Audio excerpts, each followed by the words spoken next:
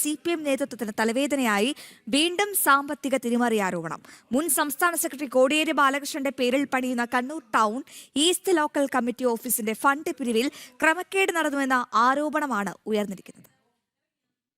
Fund തിരിമറി വിവാദം പയ്യന്നൂരിലുൾപ്പെടെ CPMന്റെ അടിവേരിളക്കിയതാണ്. ഇതിനു പിന്നാലെ വീണ്ടും കണ്ണൂരിൽ ഫണ്ട് തിരിമറി ആരോപണം ഉയർന്നിരിക്കുകയാണ്. CPM Kannur east local committee ഓഫീസിന്റെ പേരിൽ ഫണ്ട് പിരിവ് നടത്തിയിട്ടും കെട്ടിടം നിർമ്മിക്കാത്തതിന് കാരണം സാമ്പത്തിക ക്രമക്കേടെന്നാണ് ഉയരുന്ന വിമർശനം. ഓഫീസ് നിർമ്മാണത്തിനായി കണ്ണൂർ നഗരത്തിൽ 70 ലക്ഷം രൂപയോളം ചെലവിട്ട് പഴയ വീടടങ്ങുന്ന സ്ഥലം വാങ്ങിയിട്ടുണ്ട്. പക്ഷേ ഓഫീസ് നിർമ്മാണം എങ്ങുമെത്തിയില്ല. ഓഫീസിനായി പിരിവ് നടത്തിയതിലും ഫണ്ട് സമാഹരിക്കാൻ പ്രദർശന പരിപാടി സംഘടിപ്പിച്ചതിലും കൃത്യമായ കണക്ക് അവതരിപ്പിച്ചിട്ടില്ലെന്ന ആക്ഷേപം ശക്തമാണ്. പാർട്ടി കമ്മിറ്റികളിൽ വിമർശനം ഉയർന്നതിനെ തുടർന്ന് ലോക്കൽ സെക്രട്ടറിയെ സ്ഥാനത്ത് നിന്നും മാറ്റിയിട്ടുണ്ട്. അതേസമയം ആരോപണങ്ങളിൽ അടിസ്ഥാനമില്ലെന്ന നിലപാടാണ് പാർട്ടി നേതൃത്വത്തിന്. ജനം, കണ്ണൂർ.